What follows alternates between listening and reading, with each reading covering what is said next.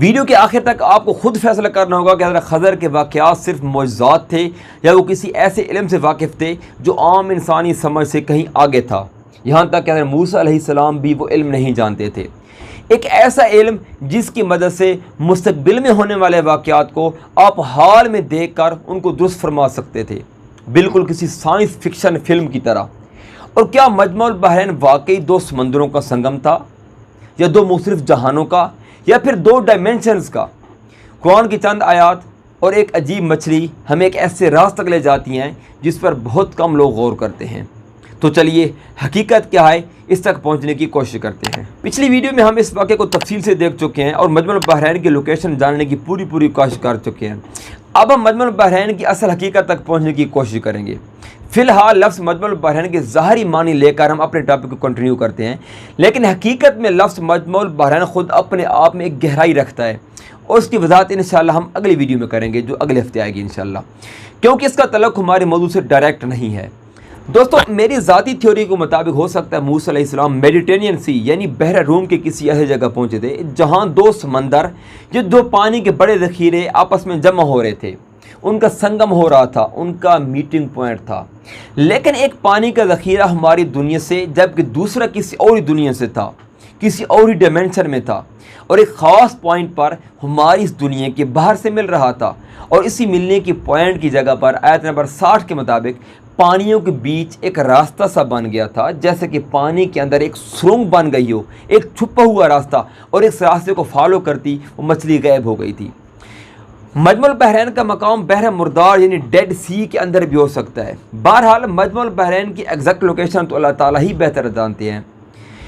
لیکن یہ بالکل ممکن ہے کہ مجمع البحرین سے مراد وہ دو پانی ہیں جن میں سے ایک پانی ہماری دنیا کا یعنی ہماری 3D ورلڈ کا، اور دوسرا پانی جو کہ اس پورٹل یا دروازے کے پار کا پانی، وہ پورٹل کے جس کے ذریعے وہ مچھلی غائب ہو گئی تھی، اس پورٹل کے پار کا پانی کسی اور ہی ڈائمینشن کا ہو، اور ایک ہائر ڈائمینشن کا، مطلب ایک ایسی واٹر باڈی کہ جہاں ایک خاص پوائنٹ پر دو پانی آپس میں مل رہے ہوں،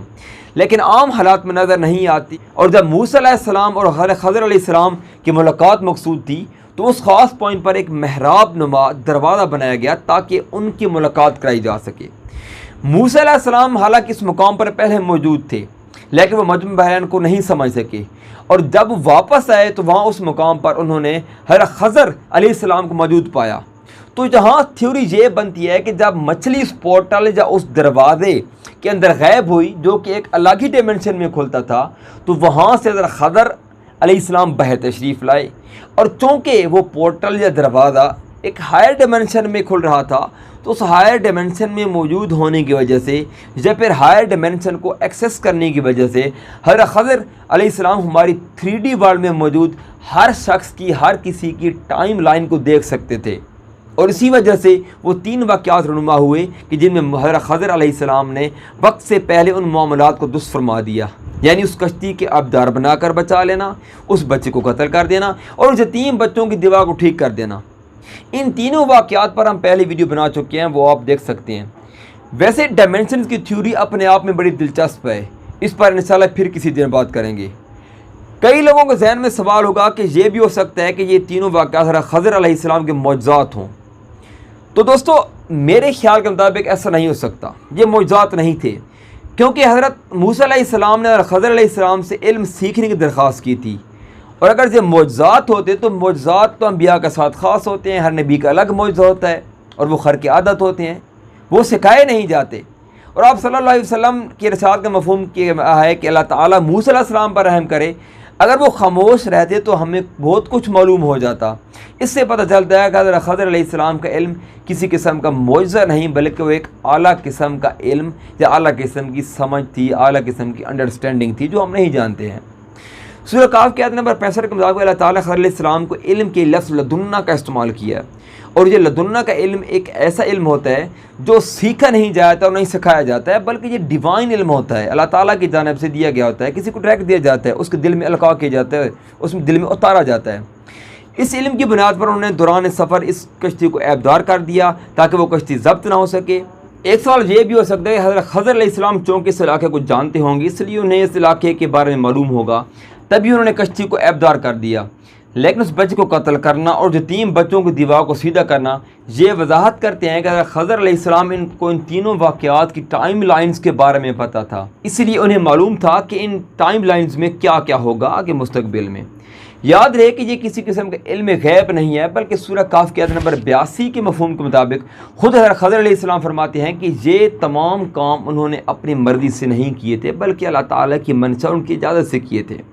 ایک اور تھیوری یہ بھی ہو سکتی ہے کہ حضرت خضر علیہ السلام کسی اور ہی دنیا میں فیض انجام دے رہے تھے اور اسی مچھلی والی جگہ پر پورٹل کھلنے کے بعد وہ اس دنیا میں تشریف لائے ہوں۔ اس کی طرف ایک اشارہ یہ ملتا ہے کہ جب حضرت موسیٰ علیہ السلام نے انہیں سلام کیا تو انہوں نے تعجب کا اظہار کیا، یعنی وہ اس دنیا کے سلام کے طریقہ کار سے واقف نہیں تھے، لیکن ایک روایت کے مطابق انہوں نے باقاعدہ سلام کا جواب دیا تھا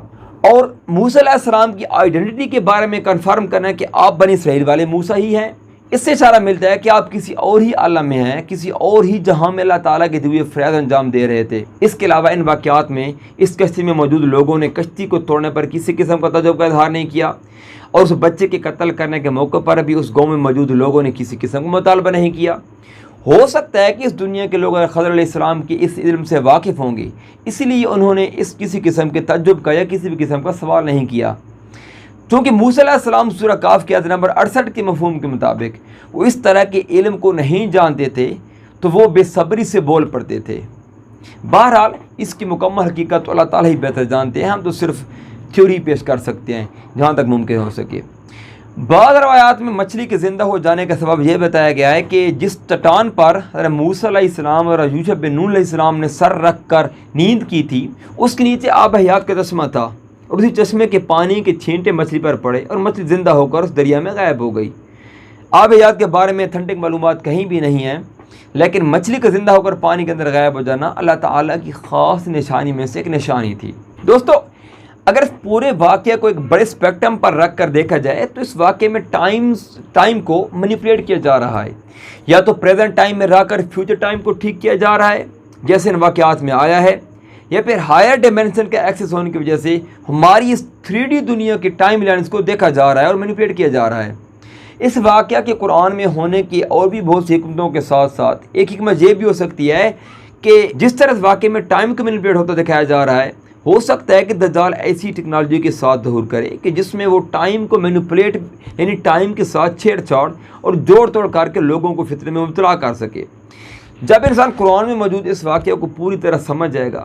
تو وہ دجال کی فتنہ سے اپنے آپ کو اللہ تعالیٰ کی مدد سے محفوظ رکھ پائے گا۔ میری آپ سے ایک درخواست ہے کہ قرآن شریف کو صرف تلاوت کی حد تک محدود نہ کیا جائے، بلکہ اس میں موجود مضامین کو، اس میں موجود واقعات کو گہرائی سے سمجھا جائے، تاکہ قرآن کے اصل مقصد تک پہنچ کر دنیا کے فتنوں سے اپنے آپ کو بچا کر آخرت کے لیے تیاری کی جا سکے۔